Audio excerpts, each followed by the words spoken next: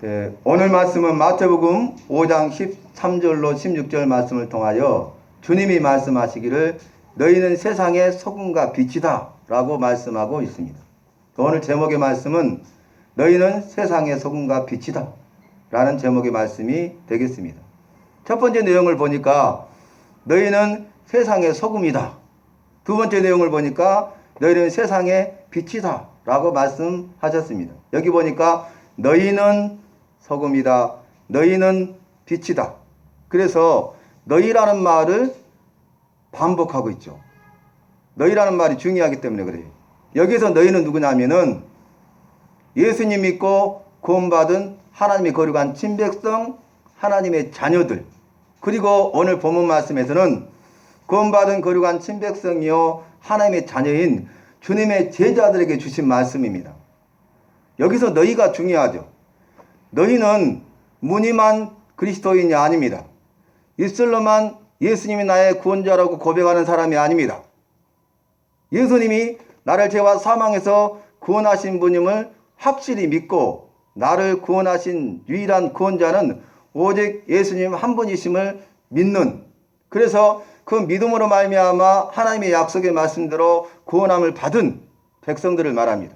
다시 말하면 예수 믿고 구원받은 믿음의 성도인 우리, 믿음의 성도인 나에게 주신 말씀이, 첫 번째는 제자들에게 주신 말씀인데 이 말씀은 예수 믿는 우리, 예수 믿는 나에게 주신 말씀입니다.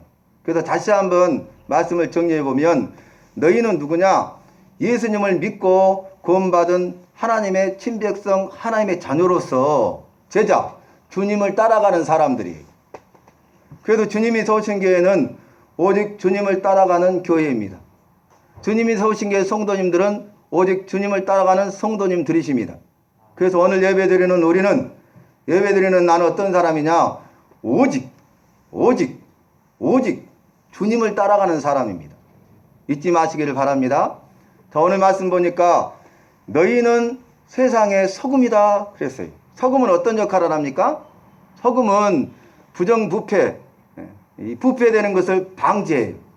그리고 소금은 오염되고 더러워진 것들을 깨끗하게 정화시켜주고 더러운 것을 제거해서 순결하게 하고 거룩하게 하는 것입니다. 그래서 구약 성경을 보면 이 소금을 하나님 앞에 제사 드릴 때 사용했어요. 그래서 죄로 오염되고 더러워진 것들, 그것을 깨끗하게 씻고 정화시켜서 불순물을 제거하고 순결하게 하고 거룩하게 하는, 그것이 소금이. 너희는 세상의 소금이라 주님이 말씀하셨어요. 이 소금은 자기를 희생하고 자기를 헌신해야 이 부패된 것을 막을 수가 있어요. 더러운 것들을 정화시킬 수가 있어요. 그래서 거룩하게 만들 수가 있는 것입니다.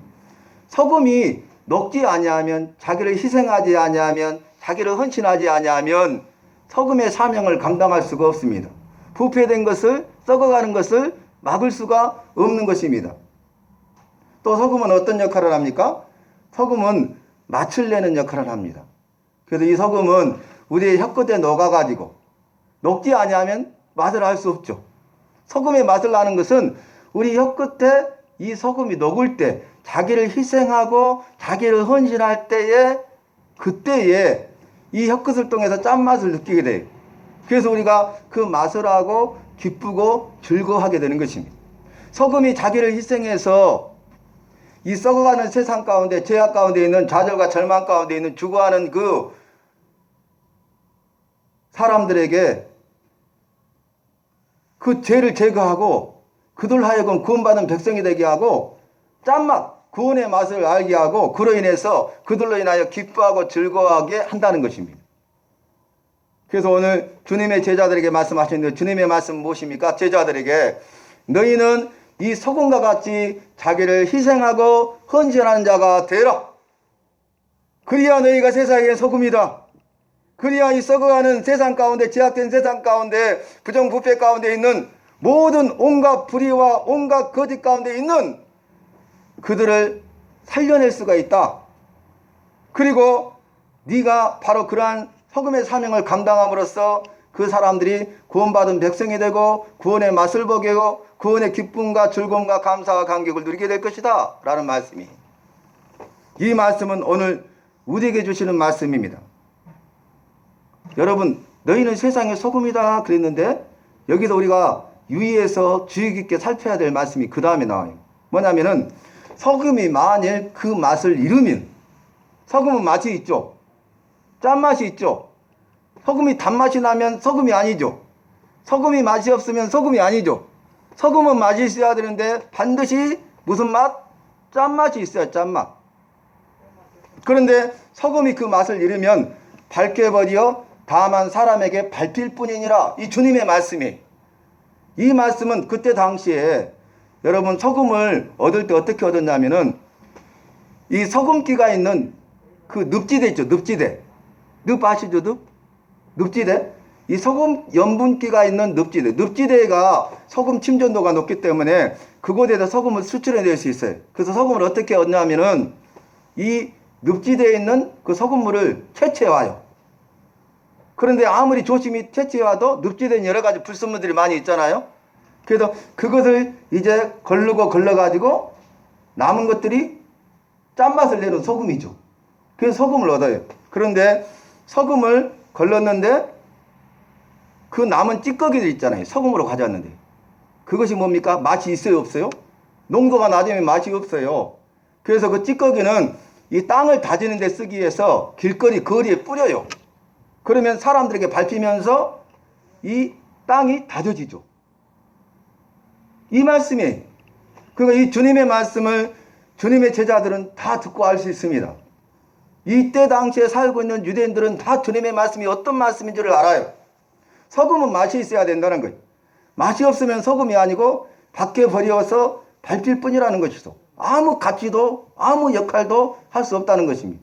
너희는 세상의 소금이다. 이 말씀은 하나님께서 우리에게 주신 최고의 가치예요. 최고의 가치.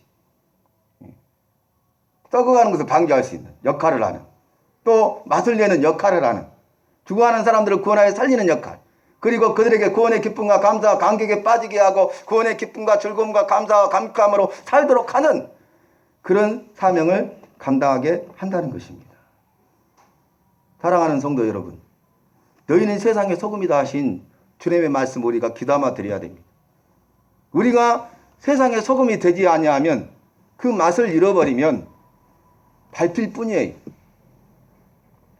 버려짐을 당하고 수치와 모욕을 당한다는 거예요. 교회가 교회다워야 되고 성도가 성도다워야 돼요.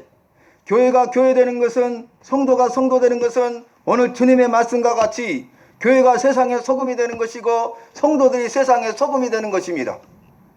근데 그렇게 하지 못하면 어떻게 돼요? 버려진 바 되고 잊혀진 바 되고 수치와 모욕을 당하게 되고 비방거리가 된다 그 말이, 부끄러움을 당하게 된다 그 말입니다.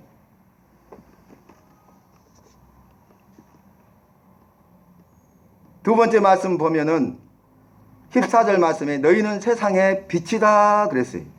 여러분, 빛은 어떤 역할을 합니까? 어두움을 밝히는 역할을 합니다. 어두우면요 보이는 게 아무것도 없어요. 다 드러나지 아니하고 감춰진 바 되고 숨겨진 바 되었어요. 그러니까 그 실상을 알 수가 없죠. 무엇이 있는지 알 수 없죠. 어떤 상태에 있는지 알 수 없죠. 우리 마음이 바로 이와 같아요. 어두워요. 이 온 세상이 바로 이와 같이 어두운 세상에 흑암에 앉은 백성이라고 말씀하셨듯이 우리의 마음은 어둠으로 가득 차 있고 온 세상은 어둠으로 가득 차 있습니다. 그 말은 빛이 없다는 것이.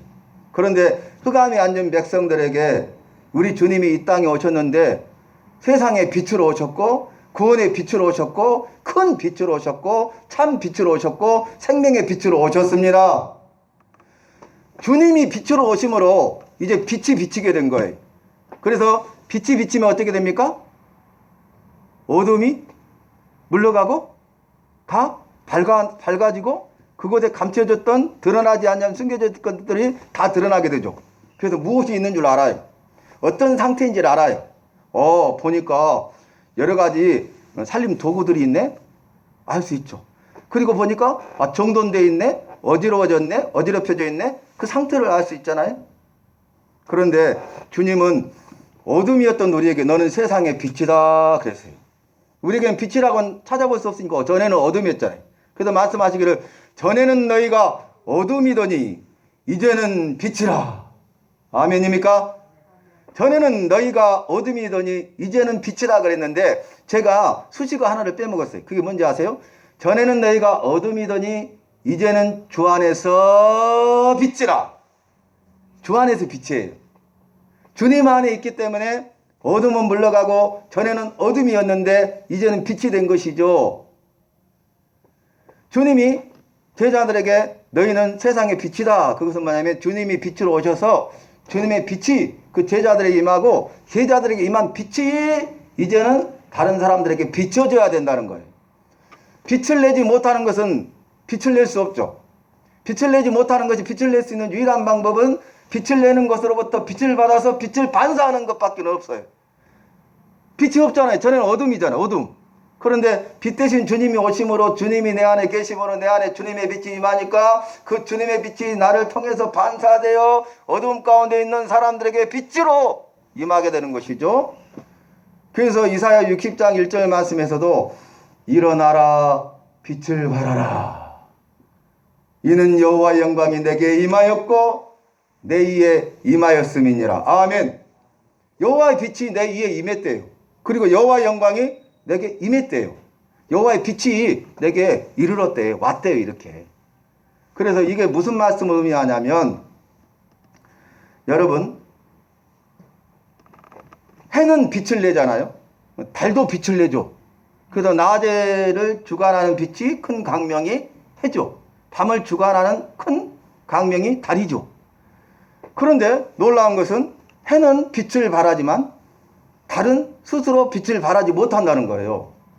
그런데 어두운 밤하늘에 달이 빛을 내죠. 어둠을 밝혀주죠. 그건 뭡니까? 해가 빛을 내면 그 태양빛을 받아가지고 달이 그 태양빛을 반사하는 역할을 한다는 거예요. 이것이 오늘 주님이 태양이시고 제자들이 달이에요. 우리가 달이에요. 그래서 달은 해를 받지 않고서는 빛을 발할 수가 없는 거예요. 어둠이